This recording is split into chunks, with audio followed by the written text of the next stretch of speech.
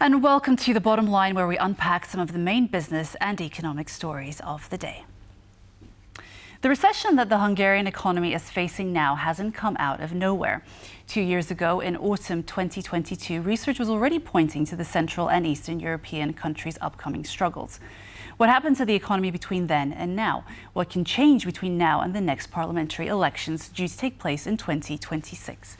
Here with us to look at the building blocks of the crisis is Lukáš Kovanda, chief economist at the Czech Trinity Bank. Hello, and thank you very much for joining us today in the studio. Good afternoon. Thank you for having me. So Hungary is looking at some very poor investment results, almost a 15% year-on-year drop, the largest drop in 30 years. And investment is a key factor in economic recovery. And it is actually one of the main problems that Hungary is facing right now. What are the main factors behind these figures? We have seen a great loss of confidence of international investors regarding Hungarian economy because of corruption problems, probes, clash with the EU, but also because of quite high dependency of Hungarian economy on Germany and on China. And there is another problem now with this dependency because of the threat of tariffs, US tariffs on China, and possibly on European Union as well. And these tariffs would hit Hungarian economy quite in a strong way. And that's another factor that contributes to already quite bleak outlook of Hungarian economy. So there is a number of reasons why this economy has been declining or stagnating, and it has gone through a third recession, albeit technical recession, in the last 4 years. So really the stagnation has been here for quite a long time, and it contributes again to the nervousness of international investors regarding Hungarian economy. And so we're looking at also very worrying GDP results, 0.7% contraction. This is the second quarter in a row. So we're looking at a technical recession. This obviously is partially a result of this poor investment. Can you tell us a little bit about some other factors aside from the investment issues that Hungary is facing? Of course, we have seen problems with labor force. It's more and more difficult to get good workers in Hungary, which is a broader problem of whole Central and Eastern Europe and Germany as well, maybe Austria.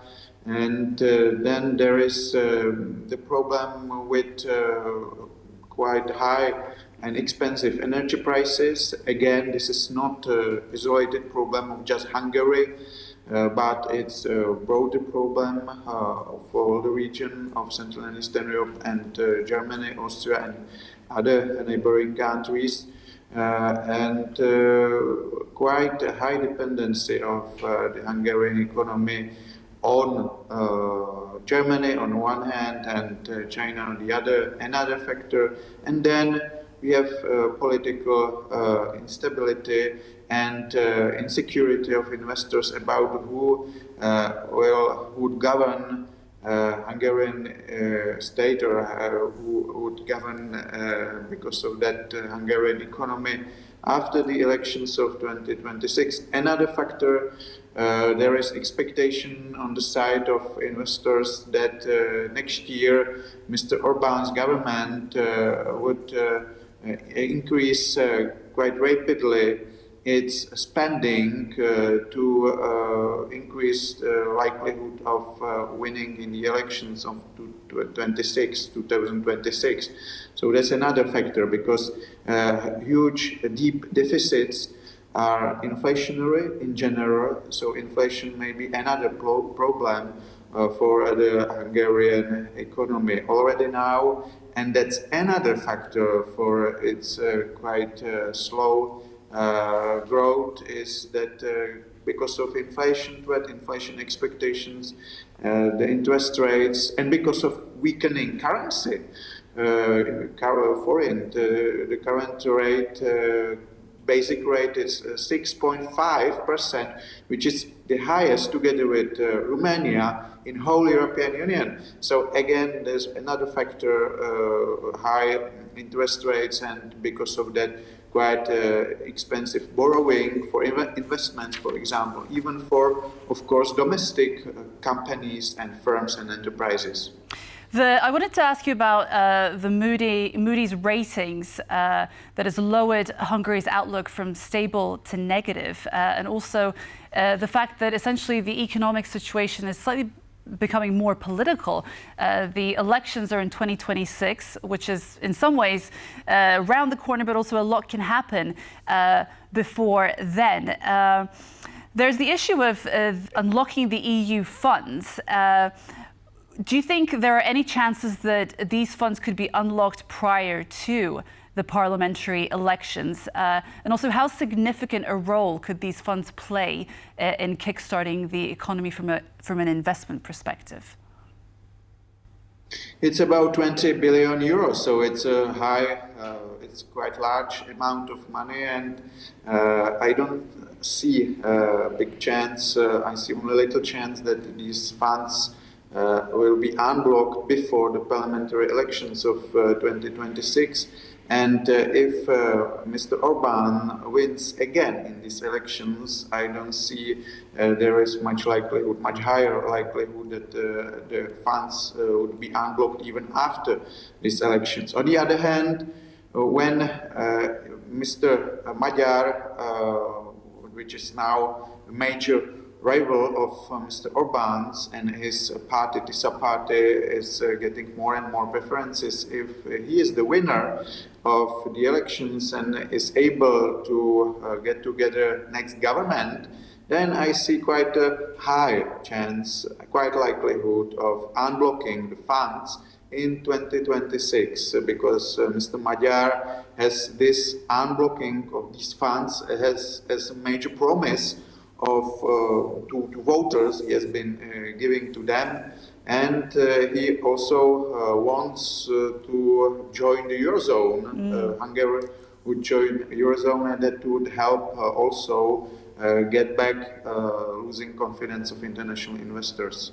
Well, yes, speaking of Peter Magyar's ambitions and Hungary joining the euro, do you think that this is the way forward for Hungary? What do you think of that as a means of Hungarian recovery, Hungarian economic recovery?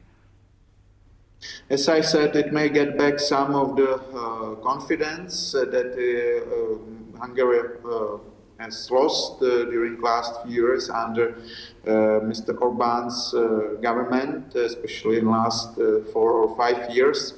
But there are benefits and there are also disadvantages for Hungary joining the Eurozone. It will lose its own independent monetary policy then, and certainly it would not be able to have such high interest rates like it has today, 6.5, as I already said. It would be lower with Hungary joining the Eurozone. So maybe inflation would be much faster currently with euro in Hungary. So Hungarians have to be careful about what they wish for and if they really want to join the Eurozone, because inflationary pressures then may be higher in this country, like for example in Baltic countries we have seen 2022 inflation above 25% or 20% in Baltic countries. So similar fate can be also here for Hungary if it joins Eurozone. And just as we wrap up, what about the impact of that on borrowing costs? It would go down certainly, because there would be higher confidence of international investors, and not just this, it would be then that there is a backup and backstop of European Central Bank instead of just of Hungarian Central Bank, and it would bring the borrowing cost of Hungarian government quite a lot down way, so it would be much cheaper for Budapest to borrow domestically and abroad as well.